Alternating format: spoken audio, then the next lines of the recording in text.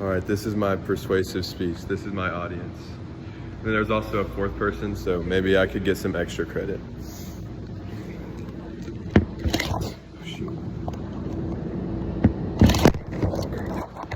All right, let's begin. Today I'm going to be doing my speech on the death penalty.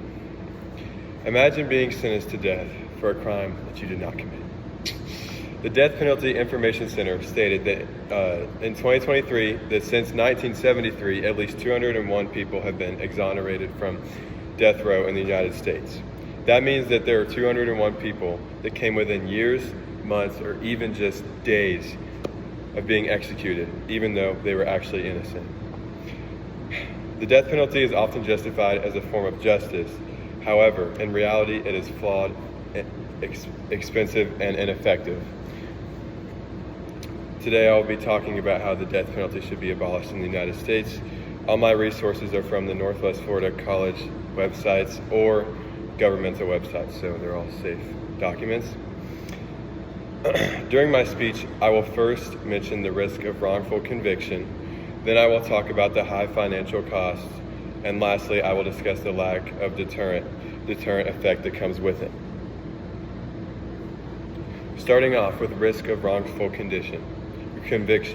The justice system is not perfect. Errors in eyewitness testimony, false confessions, and inadequate legal representation have all led to wrongful convictions.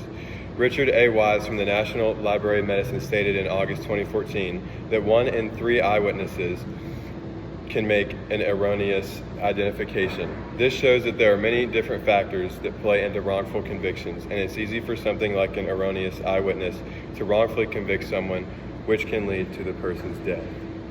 Additionally, the National Institute of Justice noted in 2016 that DNA testing has overturned hundreds of convictions in recent years, which has involved many capital cases.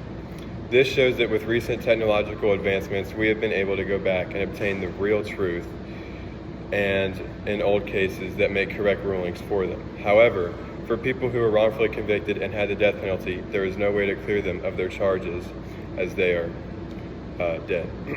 Now, once the death penalty is carried out, there is no second chance. Life without parole ensures punishment while leaving the door open if new evidence emerges. With new technology, people who have been put to death have been found out to be innocent, but they have no opportunity to live the rest of their life. Continuing on with high financial costs, many assume that the death penalty saves taxpayer money, but in reality, it's actually the opposite. The Death Penalty Information Center claims that the death penalty is far more expensive than a system utilizing life without parole sentences as an alternative punishment.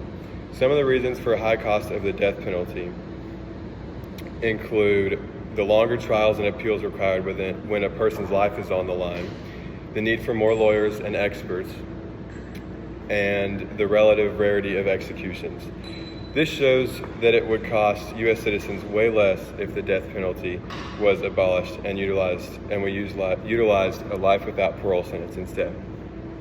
In addition, according to the U.S. Government Accountability Office, death penalty cases involve longer trials, more lawyers, and years of appeals, making them far more expensive than life imprisonment.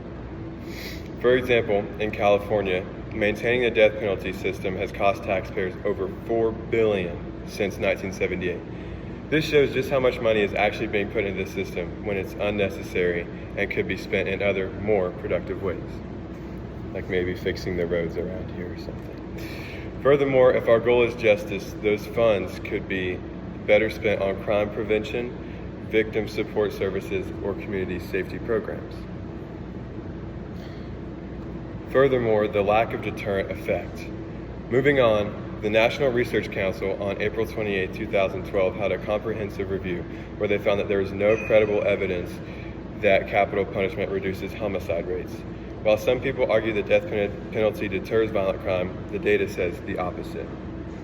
Moreover, the Bureau of Justice Statistics reported in December of 2021 that states without the death penalty consistently have similar murder rates than the states that still use it, which shows that life without parole is just as effective and also avoids the moral and financial costs of execution. On the other hand, some argue that the death penalty provides closure for victims' families. While this concern is deeply valid, research shows the process often causes more harm than healing. Life imprisonment guarantees punishment while avoiding years of legal battles that reopen wounds for survivors. In the long run, the death penalty is a policy that promises justice, but sometimes fails to do so. It risks killing the innocent, it wastes billions of taxpayer dollars, and it fails to deter crime. Life without parole already provides severe punishment and public safety with the irreversible risks. The question is not whether the guilty should be punished, but whether we can trust a system with the power of life and death. According to the evidence, I'm not sure if we can. Abolishing the death penalty would ensure a justice system that is fair, cost-effective, and truly protective of human life. I hope that today I've been able to educate you on why maybe the death penalty should be abolished in the United States.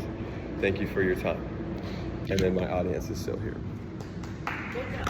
Thank you.